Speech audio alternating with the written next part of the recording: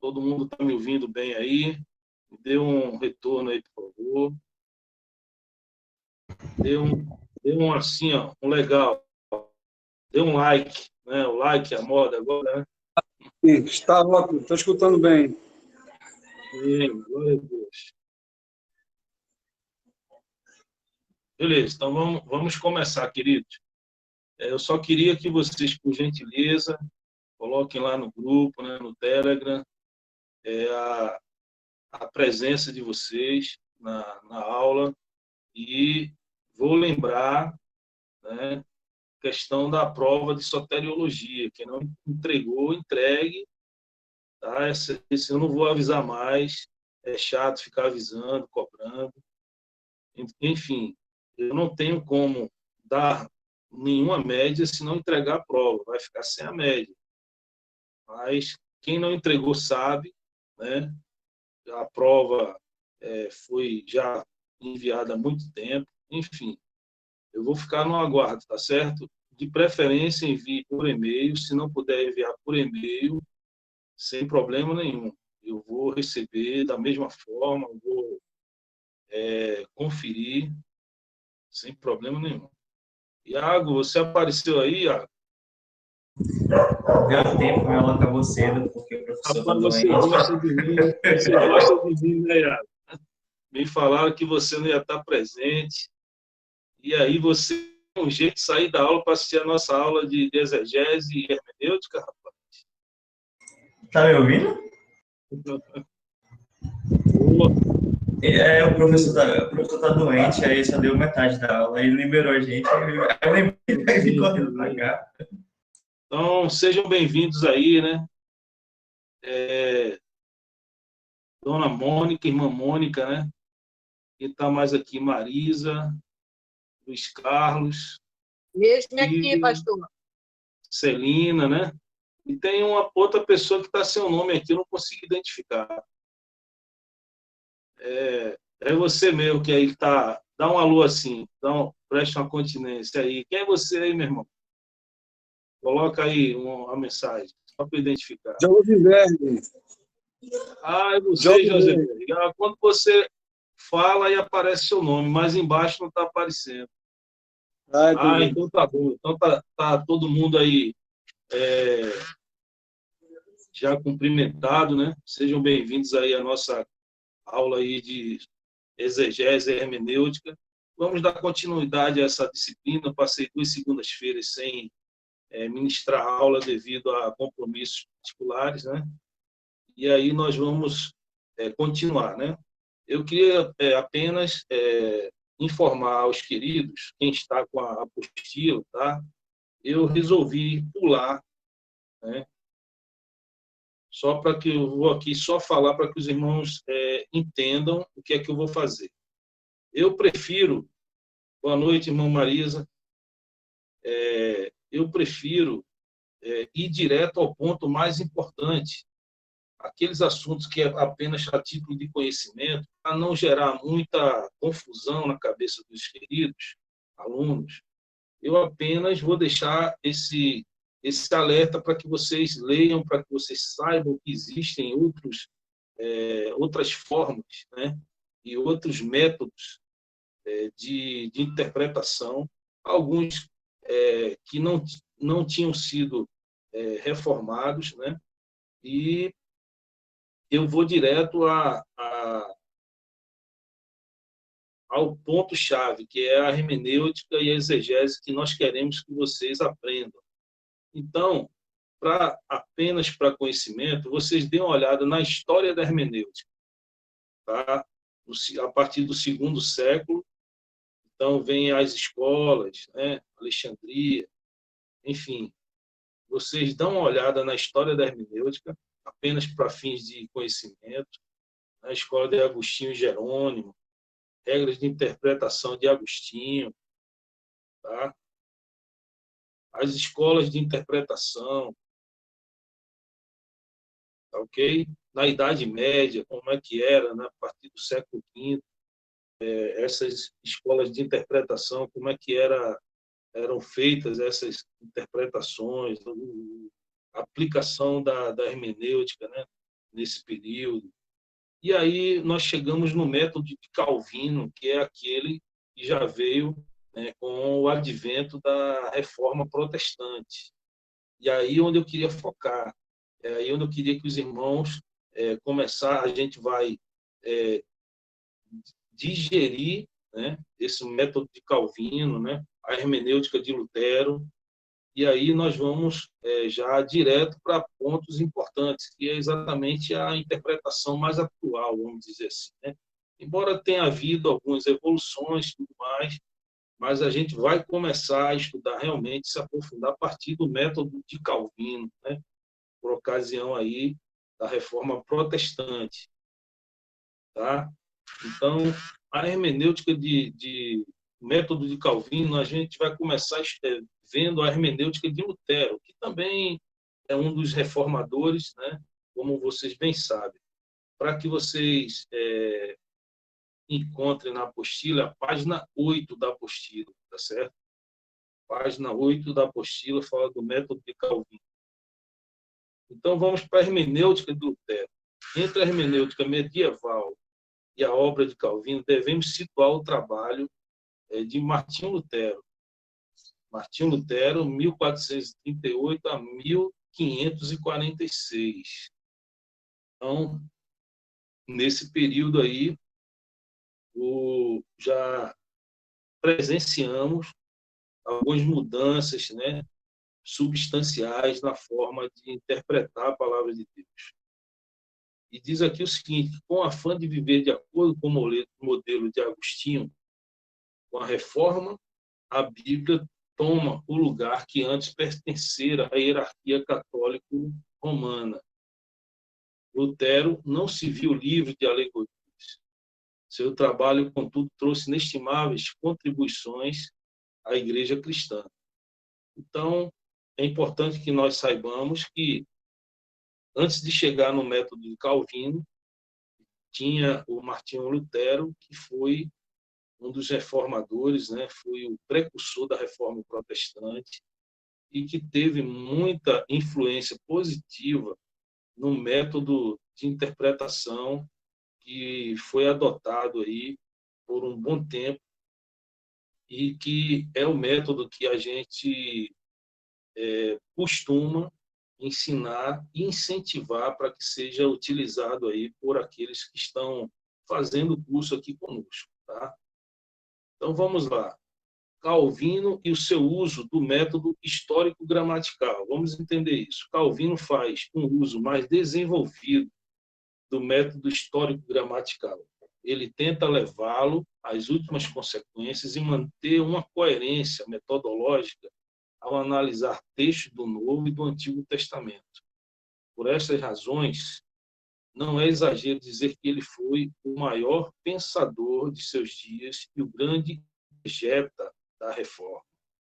Então, embora Martinho Lutero tivesse, né, uma interpretação, a busca através da oração, a revelação, né, chegou até ele do livro da Carta aos Romanos, onde ele começou a enxergar um monte de coisas erradas, né? Você vê como é importante a interpretação correta, fiel da palavra de Deus. Isso fez com que Martinho Lutero acordasse, ele que era um padre, né, acordasse para a forma errada como a igreja está lidando com a Bíblia, as Escrituras Sagradas, e ele se levantou, né,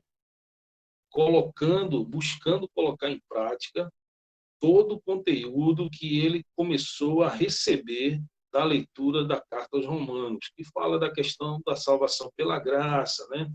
Ou seja, não havia necessidade daqueles sacrifícios tão costumeiros na Igreja católica, né? As indulgências, enfim, todas aquelas práticas que eram práticas contrárias, que se chocavam com a realidade da palavra de Deus.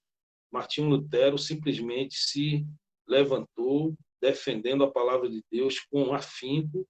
Isso por quê? Porque a revelação da palavra, né, começou a chegar e abriu o seu entendimento, abriu os olhos dele para entender a verdadeira mensagem da palavra de Deus. E Calvino veio em seguida, né, trazendo esse método histórico-gramatical. Esse método consiste em você entender o contexto histórico da época em que os escritos tinham sido efetivamente escritos, né? A parte histórica passou a ter uma importância muito relevante, né? A parte gramatical também, entender a luz, né, da linguagem que foi realmente a língua inicial a qual foi escrita aqueles textos, seja no hebraico, no Velho Testamento, ou no grego, no Novo Testamento. Então, isso aí fez com que Calvino, né, por esse método histórico-gramatical, buscasse chegar a uma interpretação, a um modelo de hermenêutica que fosse mais fiel possível, trazendo uma riqueza imensurável para os nossos dias em relação à prática da exegese e da hermenêutica. Tá ok? Todo mundo entendeu até isso aí? A importância de Calvino. Então, vamos lá. Princípios da hermenêutica de Calvino. Vamos para os princípios, que são extremamente importantes. Renúncia à legorese e enfática denúncia da mesma como sendo uma arma de deturpação do sentido da Escritura. Vamos lá. Isso aqui é muito importante, eu queria explicar com muito pausadamente para que vocês entendam. Alegoria. Alegoria é quando você começa a entender que vários textos da palavra de Deus, eles, na verdade, aquilo que você está lendo não é realmente aquilo que aconteceu à época. Ou seja, se foge da realidade em que aquele texto foi escrito no original. Não se leva em consideração a análise histórica, certo? E uma análise também gramatical, dentro daquilo que está no original. Então, tudo se torna muito alegórico, uma forma subjetiva. Não existe um objetivo. Então, eu vou citar um exemplo. Quando a palavra de Deus em Romanos diz que pela graça nós somos salvos, certo? Mediante a fé. Então, isso aí é uma verdade absoluta, não é alegoria. O homem precisa realmente, pela fé, receber o sacrifício de Jesus para que isso seja lhe imputado como justiça e, após essa justificação, ele tenha acesso à salvação. E isso tem que acontecer. Se fosse algo alegórico, não havia necessidade da gente fazer nada disso, porque não passava apenas de um texto apenas para exemplificar ou algo para apenas ter conhecimento e que não implicasse numa prática. A alegoria, essa é a grande diferença. Aquilo que é interpretado de forma literal, ou seja, o que está escrito é o que realmente tem que ser feito, certo? Exatamente. As parábolas, elas mostram exatamente isso, né? As parábolas é uma forma alegórica que Jesus utilizava para trazer o ensinamento. Aquelas pessoas, a maioria eram agricultores, certo? Ou eram pescadores, pessoas ali daquela região, da Judéia.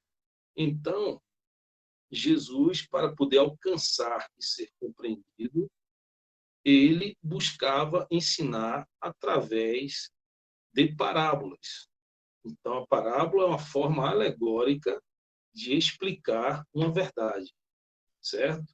Então, é importante que a gente tenha essa noção da diferença entre a parte alegórica e a parte literal. Pois não, Iago?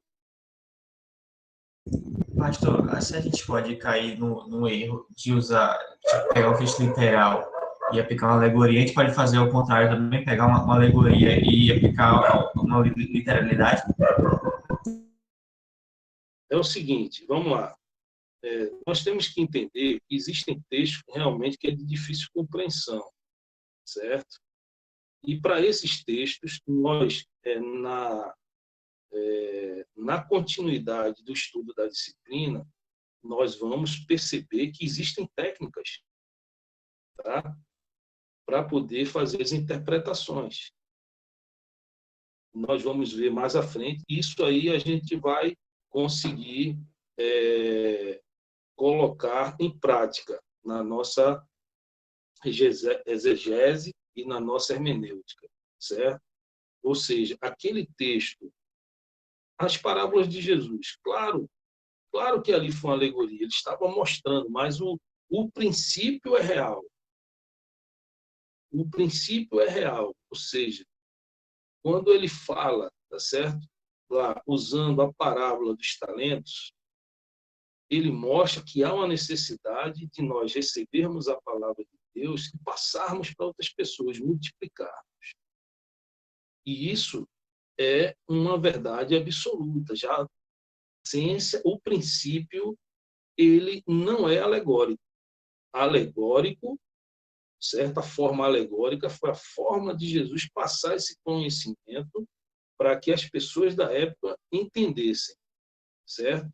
Porém, o cuidado que nós devemos ter, certo? Para evitarmos exatamente o que o Iago perguntou, que é você pegar um texto que deve ser interpretado, tá certo? De forma alegórica, você querer interpretar de forma literal. Vou citar um exemplo, Cantares de Salomão. Quantos irmãos aí já leram Cantares? Já leu Cantares? É fácil interpretar ali, Iago? Mas alguém leu Cantares de Salomão? Ele tem uma linguagem muito... Eu li, não é fácil interpretar. É difícil de interpretar? Tá legal? A gente vai iniciar a nossa oração. Se você puder. Então, pessoal, é isso que eu estou falando. Existem textos que são realmente complicados de você interpretar. Né? Tem várias interpretações, com certeza, certo? Mas nós vamos chegar lá mais à frente. Então, o que eu quero dizer é o seguinte, que existem textos que você tem que usar todos os recursos de exegese, todas as técnicas de exegese e hermenêutica para que você realmente extraia aquilo que realmente a palavra de Deus quer dizer. Porém, a grande dica que eu dou para vocês é o seguinte: extraiam a essência. Vocês podem não ter a interpretação completa. Se você perguntar a mim se eu tenho a interpretação completa de Gênesis e Apocalipse, eu vou dizer que não. Existem textos que são obscuros e vão continuar obscuros? Sim. Porque a palavra de Deus fala de um Deus que é acima da capacidade humana de compreendê-lo na sua plenitude. Então, aquilo que Deus queria que fosse revelado a nós, isso foi revelado de maneira muito clara. Pode ver que a salvação ela é muito clara, a forma de como alcançar, não gera dúvidas. Todo mundo que lê a palavra de Deus facilmente vai chegar à conclusão de que a salvação é por graça, não é pelas obras, eu não posso comprar salvação. Então fica fácil de interpretar. Veja que Deus ele se preocupou de fazer com que as coisas essenciais, fundamentais, fossem facilmente interpretadas na palavra de Deus. Mas existem coisas que fatalmente você não vai conseguir. Existem sim opiniões de teólogos, tudo mais, mas que você pode se identificar, de repente, na leitura da palavra e no método, você utilizando o método de exegese e hermenêutica ali, você extrair ou ficar do lado de algum teólogo que tenha tido esse mesmo entendimento que você tem, certo? Mas que isso aí não vai comprometer a tua salvação, por exemplo, e nem deve comprometer. Mas o mais importante é que você extraia do texto a essência. Isso é muito importante. O que é que o escritor quis trazer, que é um homem inspirado por Deus, quis trazer com aquele escrito? Isso é muito importante, certo? Então, renunciar à alegoria é você chegar primeiro buscar a interpretação literal. Se você não conseguir a interpretação literal, aí você vai analisar pelas regras de interpretação se aquele texto ele cabe como sendo um texto alegórico. Entendeu aí, Iago? A sequência, a grande mudança, o que não era feito, por exemplo, na Idade Média, certo? No ápice da Igreja católica, certo? As interpretações eram feitas em determinada época, levando-se em consideração muito mais a alegoria ou a razão do que realmente mergulhando nas regras de interpretação, analisando os contextos, os textos que tinham vinculação com aquele texto principal. Enfim, era uma interpretação que se dava de uma forma muito mais pela capacidade humana do que pela revelação espiritual. Todos entenderam? Iago, eu respondi a sua pergunta. Sim, obrigado. Então, respondendo novamente a sua pergunta, talvez outras pessoas tenham essa mesma dificuldade de entender.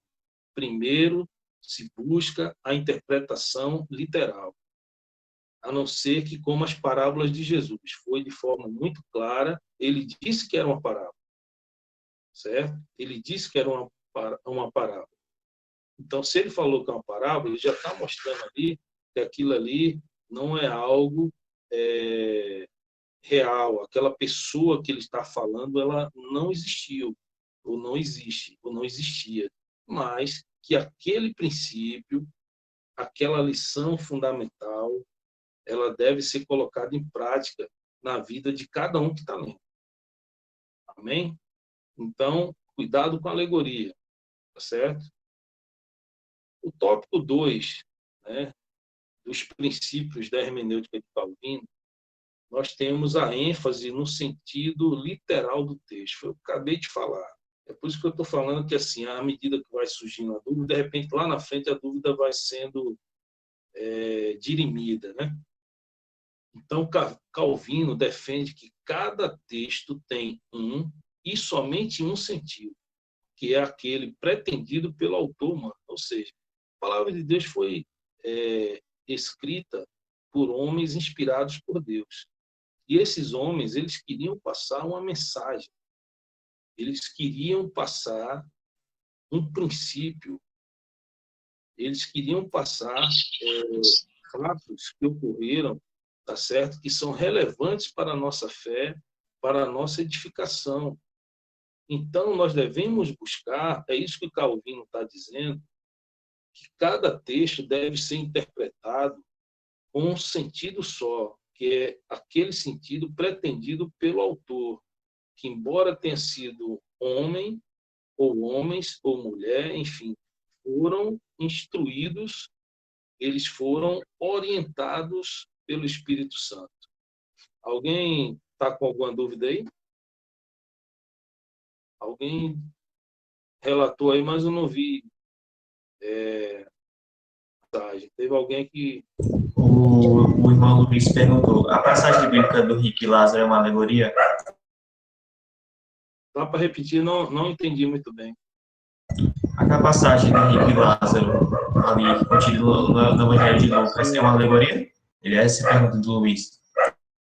Sim, aquele Lázaro e aquele rico, né, embora ele tenha usado o Lázaro, mas ali não foi de forma literal. Se você lê o texto lá, você vê, né, que ali Jesus ele fez como se fosse uma história, tá? Por que não é parábola? Vamos lá, porque parábola, a parábola ela trabalha com, com aquilo que já existe. Por exemplo, quando ele fala do agricultor lançar semente, aquela prática ali já existe, né? Quando fala em lançar terra num terreno pedregoso, Seria uma sobre as rochas. comparação, né?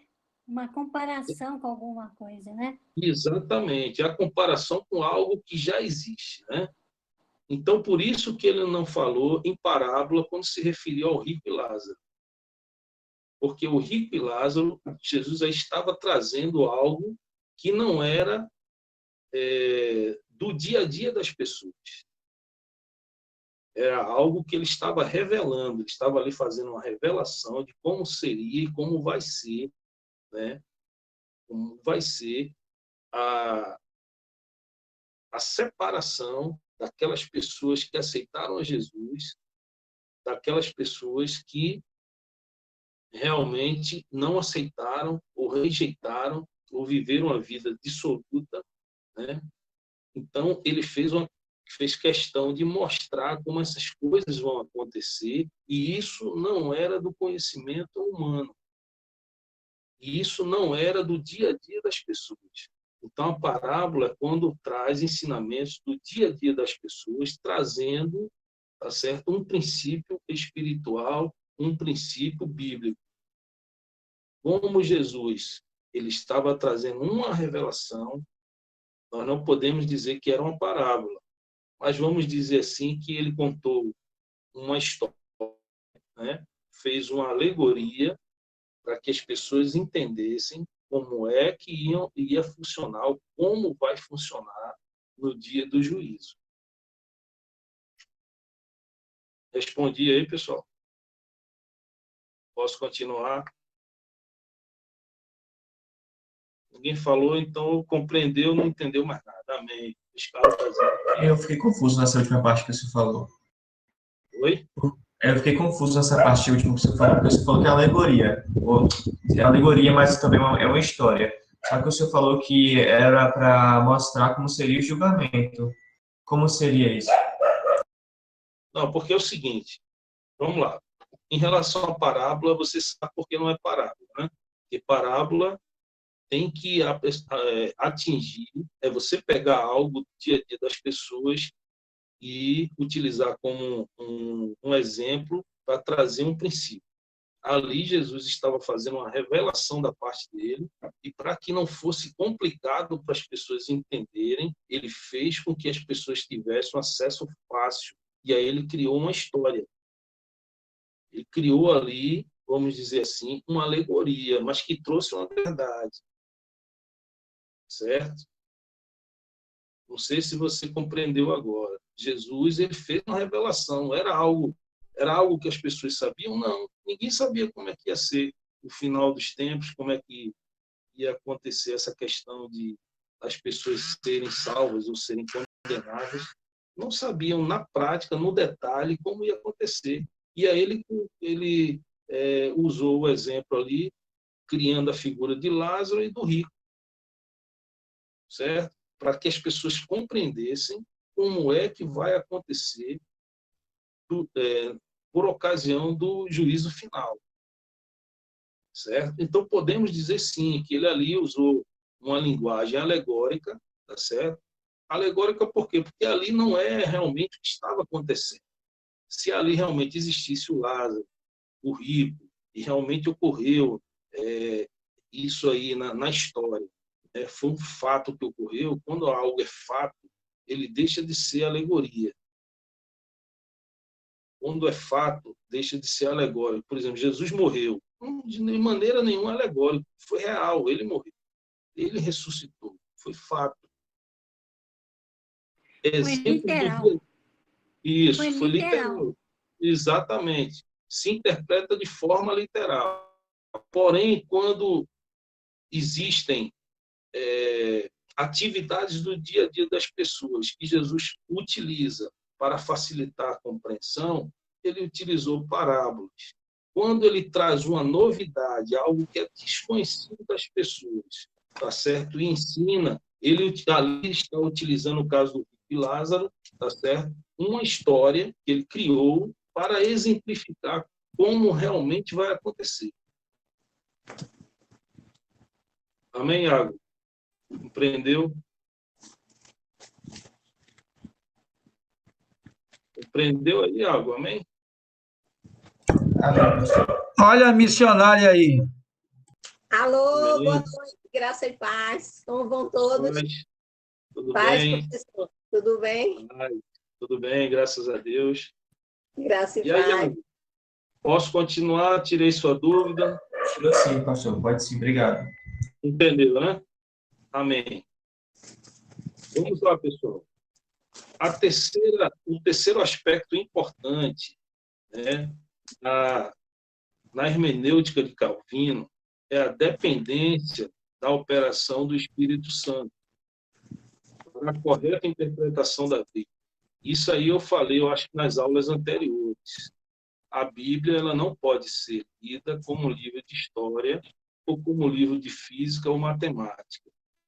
A Bíblia ela deve ser discernida espiritualmente. A sua interpretação correta depende da inspiração, né, através do Espírito Santo de Deus na vida da pessoa. Por isso que existem pessoas muito inteligentes que, quando pegam a Bíblia, não entendem nada, não absorvem nada. E quando absorvem mensagens totalmente equivocadas a respeito daquilo que a palavra de Deus quer transmitir. Porque não se interpreta a Bíblia sem o auxílio do Espírito Santo.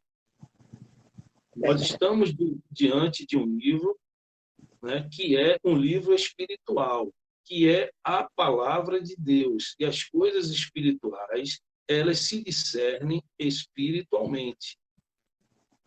Isso ficou claro? Então, por isso que Calvino está dizendo que, para se interpretar, né, uma das premissas para isso é a dependência do Espírito Santo de Deus.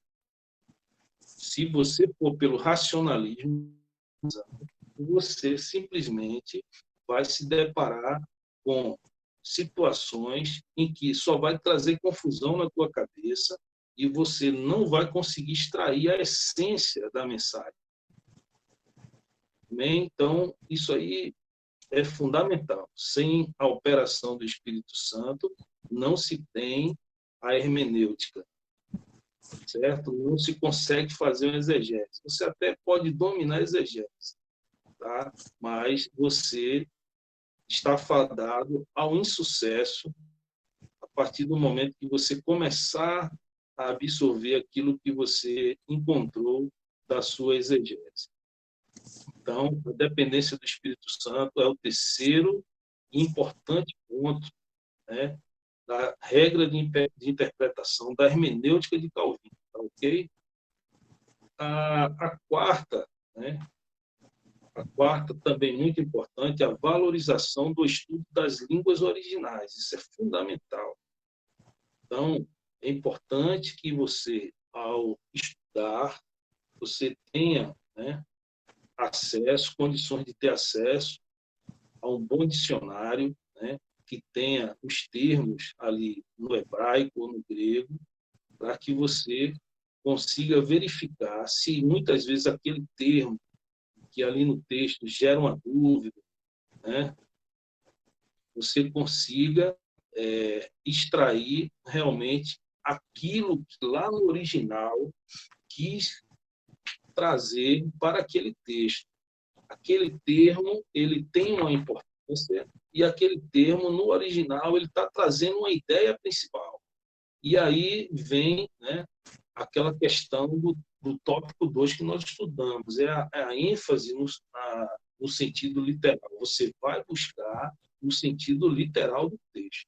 Tá? E se tiver algum termo que está ali, de repente, ofuscando a sua compreensão, ou dando uma dupla interpretação, você deve buscar, tá certo? Na língua original, tá certo? Uma elucidação para que você conclua, né, a sua interpretação.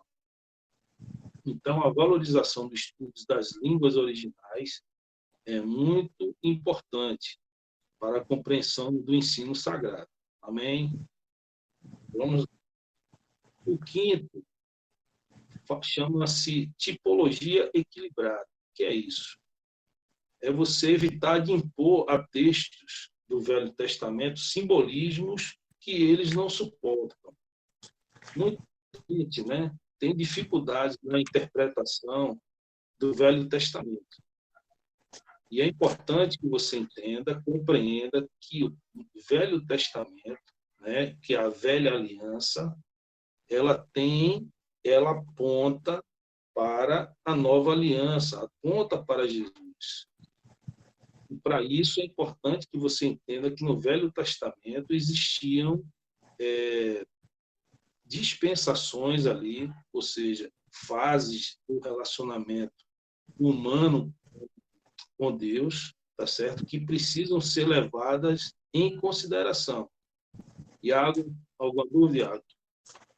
Não, eu só fiz uma adenda, fala do senhor, comentando que hoje estudando o título, né, segunda título, Paulo vai falar sobre as características, né, da mulher, o dever da mulher, aí fala que ela é honesta.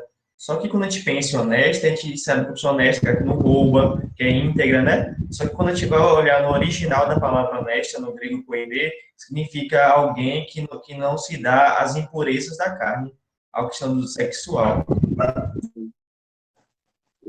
Exatamente. Por isso que é importante você buscar sempre, né, nas línguas originais do texto, né, para você verificar, né, a essência ali daquele texto e fazer uma interpretação, absorver o conteúdo realmente de forma clara, né, e de forma que realmente você tenha aquele alimento espiritual que a gente busca na palavra de Deus, né, que é o nosso alimento. É de fundamental importância você ter a interpretação devida de cada texto da palavra de Deus, certo?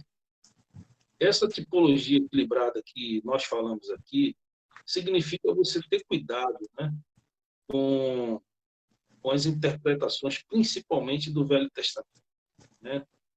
Você precisa entender que ali tem uma história por trás. Existia um contexto ali que você precisa compreender, né? Então, quando você estuda o início de todas as coisas, nós vemos ali que existia a dispensação da inocência, né, que era a fase do relacionamento do homem com Deus, onde o homem não conhecia ainda o pecado, não conhecia a maldade, e ele tinha um relacionamento amplo. Eu vou citar um exemplo aqui meio grosseiro, mas é bom que você compreenda o que essa tipologia equilibrada ela quer dizer.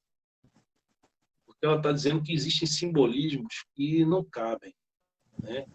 Por exemplo, poxa, como é que o homem e a presença de Deus, hein, Iago? Vou fazer essa pergunta a Iago, que é muito curioso. Lá na dispensação da inocência, Adão e Eva não conheciam o pecado ainda. Lá no texto está dizendo que eles iam à presença de Deus diariamente. E Deus ia ao encontro deles também. Como é que eles se encontravam com Deus naquela fase, vamos dizer assim, na dispensação da inocência? Como é que eles iam à presença de Deus? De que forma? Isso fisicamente falando. Alguém pode falar? Eles não conheciam o bem e o mal? Eles andavam nu, mas eles aquilo não, assim, não, como é que eu digo? Aquilo não importava para eles, porque eles não sabiam o significado de estar nu. Eles não conheciam outra realidade. Exatamente. Perfeito. Então, era nisso aí que eu queria chegar. Ou seja, eles se encontravam ali com Deus nus. Porque não existia maldade, eles não conheciam o mal, eles estavam na inocência, certo? Então, eles se encontravam com Deus da forma mais natural possível, sem nada para cobrir, porque eles não tinham nenhum constrangimento, não existia nenhuma maldade. Então, vejam que isso aí, né, mostra de forma literal o que estava acontecendo. Então, nesse texto, não cabe alegoria. E tem gente que usa muita alegoria no Velho Testamento. E é isso que a tipologia equilibrada, né, está querendo mostrar. Calvino aqui alertou para que se tivesse muito cuidado para não se colocar alegorias em alguns textos do Velho Testamento, já que o Velho Testamento ele apontava para a nova aliança. Iago levantou o braço aí, Iago. Quando eu falo esse encontro com Deus, é literal ou é antropomorfismo? Eu acabei de falar, é totalmente literal. Totalmente literal, porque ali eles estavam na inocência, não havia pecado. Certo? Não havia pecado. Por que eles tiveram que sair do jardim do Éden quando eles pecaram? E por que eles não foram mais à presença de Deus? Porque Deus não se relaciona com o pecado. Então, foi isso o pecado. A Bíblia diz que o pecado ele faz separação entre nós e nosso Deus.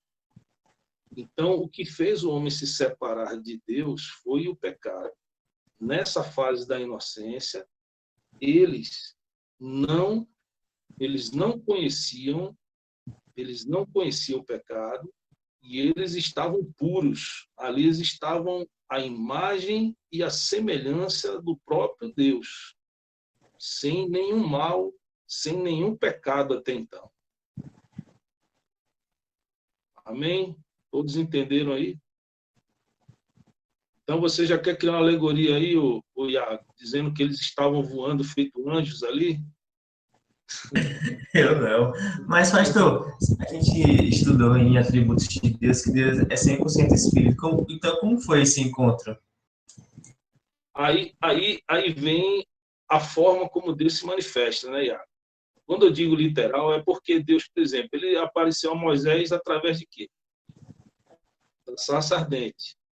Não deixou de ser Deus aparecendo, só que ele não aparecia como ele é realmente. Entendeu? Mas era ele ali. A pessoa, Moisés sabia que era Deus que estava ali. Deus que estava se manifestando. Da mesma forma, era Adão e Eva. Esse encontro, ele era real. Mas, quando nós estudamos os atributos de Deus, né, nós verificamos que ele realmente ele é 100% espírito. Mas ele se materializa, é o que nós chamamos de... Me lembra aí agora, qual é o termo que se usa quando Deus aparece de alguma forma? Teofonia. Teofonia, exatamente. Está vendo que vocês estão aprenderam realmente? Teofania.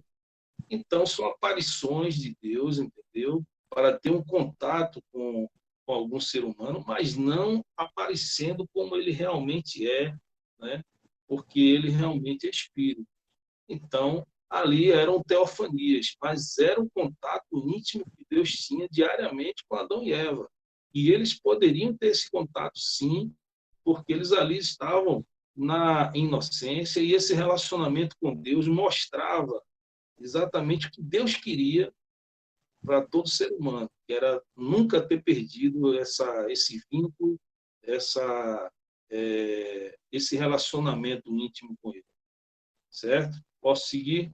Ficou claro aí? Então, cuidado nas interpretações alegóricas do Velho Testamento. Tá? Isso é um alerta aí, né, da hermenêutica de Calvino. Sexto, a melhor arma para interpretar a Bíblia é a própria Bíblia. Este tem sido considerado o princípio áureo da hermenêutica reformada. Então, pessoal, a partir do momento que houve a reforma protestante, certo? Então, houve uma preocupação muito grande, né, dos reformadores de passar, né, para aqueles que estavam vivenciando esse momento histórico de reforma, né, de busca pela essência da palavra, de viver aquilo que está escrito, né, fugir da alegoria e viver a coisa acontecer no dia a dia. E a melhor forma de se encontrar essa interpretação é buscar na Bíblia a resposta para as suas indagações. A Bíblia explica a si mesma, né? Exatamente. A Bíblia, por si só, ela se explica. E ela também tem que ser a fonte onde você vai buscar a essência daquilo que ela quer, e foi para isso que ela foi escrita, que é para abençoar, para edificar a nossa vida, para que Deus se revele a sua vontade para cada um de nós, revele o plano dele para a nossa vida. Então, isso só é possível se nós buscarmos na própria Bíblia, tá certo? Tirar as dúvidas que nós venhamos ter através das regras de interpretação, tá certo? Então, a melhor arma para interpretar a Bíblia é a própria Bíblia. Amém? Então, pessoal, os reformadores, né, Martinho Lutero, Calvino, né, eles começaram a passar uma hermenêutica, né, baseada, primeiro, na ênfase no literal, ou seja, como vou repetir, se busca a interpretação literal, tá certo? Se dá prioridade à interpretação literal e se faz análise textual dos contextos históricos, gramaticais, análise da língua original, e aí você busca a interpretação literal, certo? Diferentemente do que se fazia antes, na Idade Média, por exemplo, né? Onde se buscava, primeiro, colocar o racionalismo, ou então até mesmo a forma alegórica de interpretar. Aqui nós vemos a inversão. Primeiro a ênfase no literal, tá certo? A prioridade na interpretação literal, e depois, sim, ver se cabe ou se é o caso de alguma alegoria contida naquele texto. Também a iluminação do Espírito Santo, nós já falamos, estudo das Escrituras pela Escritura, Escritura com a Escritura, né? Intenção autoral, isso aí eu falei, é muito importante. Você precisa entender o que é que o autor quis passar para cada um de nós. O que é que tem de essencial naquele texto que aprove a Deus usar aquele homem ou aquela mulher, ou, enfim, alguém foi inspirado por Deus para escrever aquilo ali. Ou seja, ele tinha uma intenção de passar uma mensagem. E essa mensagem ela precisa ser levada em consideração. Ou seja, a intenção autoral é muito importante. Tá certo? E muita gente, às vezes, na hora de interpretar, tenta colocar os seus achismos e as suas próprias vontades, ou até mesmo as suas, vamos dizer assim, manias, né? E aí termina interpretando a palavra de Deus ao seu bel prazer, né?